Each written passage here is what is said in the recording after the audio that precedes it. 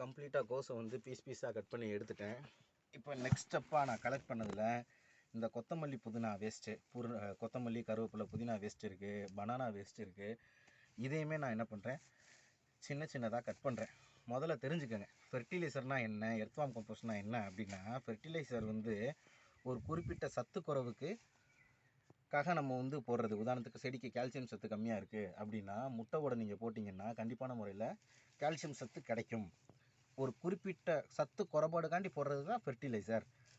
ஆனால் இது மண்புழு உரம் என்னென்னா, மண்ணோட தரத்தை ஓவராலாக உயர்த்துறதுக்கு பேர் தான் மண்புழு உரம், கம்போஸ்ட்டு.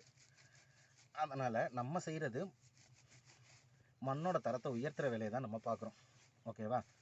இதையும் பீஸாக கட் பண்ணி நம்ம கலெக்ட் பண்ணி நெக்ஸ்ட் ஸ்டெப்பாக என்னென்ன மண்கலவை ஆட் பண்ணுறது, எப்படி தண்ணி ஊற்றுறதுன்றதை நெக்ஸ்ட் ஸ்டெப்பை நான் உங்கள்கிட்ட சொல்கிறேன். எப்படி லேயர் பை லேயராக ரெடி பண்ணுங்க, சும்மா அப்படியே போடக்கூடாது. நான் காட்டுறேன் அது எப்படின்னு.